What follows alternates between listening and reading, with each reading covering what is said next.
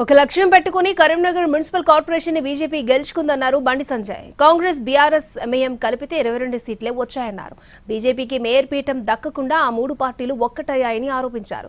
ఇచ్చిన హామీలు ఎందుకు అమలు చేయట్లేదో కరీంనగర్ గడ్డపై నుంచి కాంగ్రెస్ సర్కార్ని నిలదీస్తామన్నారు బండి సంజయ్. దమ్మేందో భారతీయ జనతా పార్టీ కార్యకర్త దమ్మేందో Bharatiya Janata party దమ్మేందో already plan చేసుకున్నాం. మేము దానికి మీరు సిద్ధమైతే చలో రండి పెంచుకుందాం. పక్క సాక్షాత్తు రాష్ట్ర ముఖ్యమంత్రి ఇన్వాల్వ్ అయ్యి ఇలా అడ్డుకునే ప్రయత్నం చేస్తే ఇలా కాంగ్రెస్ అక్కడి నుంచి స్టార్ట్ చేస్తా. లక్షల మంది మహిళలను రోడ్డుకి ఎక్కిస్తా. నీ 2500 ఎందుకు అక్కడి నుంచి ప్రశ్నిస్తా. 2500 రూపాయలు ఎందుకు ఇస్తావు మహిళలందరూ రోడ్డుకి ఎక్కిస్తా. దేశం మొత్తం కరీంనగర్ చూడాలి. వాళ్ళ దేశం మొత్తం కరీంనగర్ చూస్తున్నది. కరీంనగర్లో భారతీయ జనతా పార్టీ విజయం సాధించింది. ఇవాళ మేము చేసే యుద్ధం కూడా దేశం మొత్తం చూడాలి. 2500 రూపాయలు ఎందుకు ఇస్తావు? లక్షల మంది రోడ్డుకి ఎక్కిస్తా.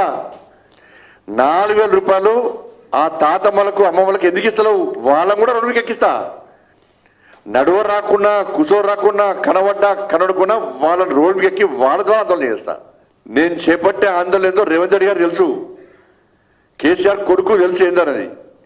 తులం బంగారం ఎందుకు ఇస్తూ అనిపిస్తా. యువత అందరూ రోడ్డుకెక్కి ఉద్యోగాలు అవి మా స్కూటీలు అవి లక్షల మంది రోడ్డుకి ఎక్కిస్తా. పక్క 4 DAలు ఎందుకు ఇస్తలేవు? పదవీ విరమణ పొందినటువంటి వాళ్ళందరూ కూడా మాట్లాడుతున్నా, వాళ్ళందరితో మాట్లాడుతున్నా. ఏం చేయాలో చేస్తా, పక్కా చేస్తా, పక్కా సెగ తలిపిస్తా. మీకు కరీంనగర్ నుంచి కాంగ్రెస్ బీఆర్ఎస్ పార్టీలకు కరీంనగర్ నుంచి సెగ తగిలిపిస్తా. ఆ సెగ రుచి చూపెడతా. నేను కరీంనగర్ దమ్మేందో భారతీయ జనతా పార్టీ కార్యకర్త దమ్మేందో Bharatiya Janata party దమ్మేందో already plan చేసుకున్నాం.